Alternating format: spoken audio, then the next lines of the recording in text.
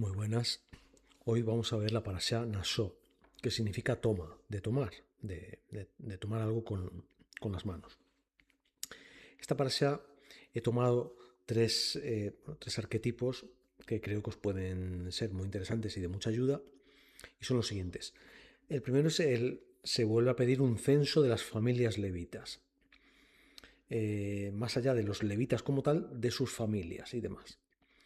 Y con ello se nos vuelve a hacer hincapié, se recalca la tremenda importancia que la propia Torá ya da a las familias de funcionarios. Evidentemente son funcionarios distintos a los que conocemos hoy en día en un país occidental. Es decir, son los funcionarios que se encargan de las labores dentro del templo, incluida la vigilancia, es decir, a nivel policías del templo. Pero no dejan de ser los funcionarios. Y aquí se nos pide que se haga un censo expreso de sus familias, lo que no se pide de los otros. El segundo aspecto muy importante y que incluso algunos conoceréis es el asunto famoso de las llamadas aguas amargas, que son una prueba de celos que se llevaba a cabo o que se prescribió contra las mujeres siempre y cuando su marido, pensase simplemente que su mujer era infiel. No tenía ni siquiera que demostrar la infidelidad, simplemente que a su juicio pensaba que la mujer había sido o estaba siendo infiel. A partir de ese momento, la mujer perdía todos sus derechos y era sometida a una prueba muy dura llamada de las aguas amargas, la cual pues consistía en hacerla beber un líquido compuesto de sustancias que evidentemente no eran agradables, por decirlo suavemente. Todo ello en un tribunal ante distintos jueces y en algunos casos descubierta hasta la cintura, es decir, con el pecho y el torso descubierto, y tenía que beber ese líquido y si lo bebía y el líquido no le causaba ningún daño, era inocente y era restituida a su marido y el marido tenía que callarse. El marido nunca tenía que pedir perdón por nada ni pagaba nada, ¿eh? Este punto es delicado. Y si el líquido le hacía daño, lo cual era bastante probable por el contenido del líquido, la mujer pasaba a ser declarada culpable y, pues como mínimo era divorciada evidentemente, sin que la correspondiese nada.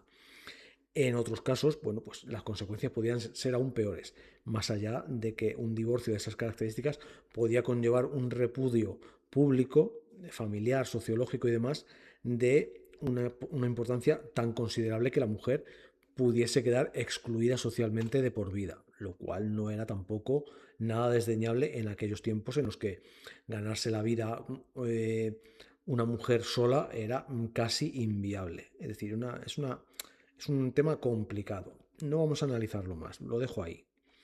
Y el tercer asunto es el del voto para nazareo, nazir en hebreo. Los nazareos, uno de ellos, el más famoso, es el conocido como Juan el Bautista del Nuevo Testamento. Los nazareos, aunque hay más, en la Biblia, por ejemplo, en el Antiguo Testamento, la persona que nosotros llamamos Sansón, en hebreo Simpson, también era nazareo, hay algunos más.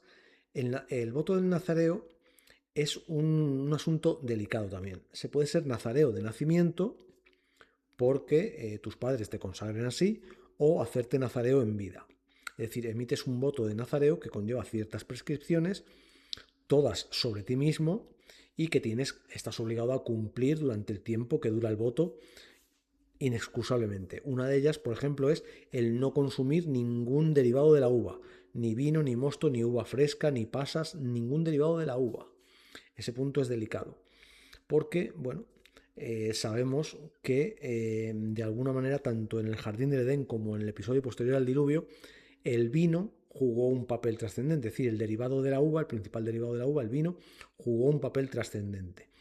Y el nazareo, cuando se compromete a ello, una de las prescripciones que tiene que hacer, otra es no cortarse el pelo, ningún pelo del cuerpo durante el tiempo que dure el nazareato, es decir, como solamente lo pueden hacer los hombres, pues el pelo de la cabeza, el que tenga, la barba y el resto del cuerpo como los pelos ya no crecen en el resto del cuerpo, pues no hace falta tocarlos. Pero la barba y el pelo no se los puede cortar. Pero sobre todo es no consumir ningún derivado de la uva. Bueno, aquí os dejo esta enseñanza por si os sirve de algo, que en los tiempos que corren casi no os va a servir, porque no es muy adaptable a la actualidad, pero bueno, es la que tocaba esta semana y era necesario conocerla. Muchas gracias.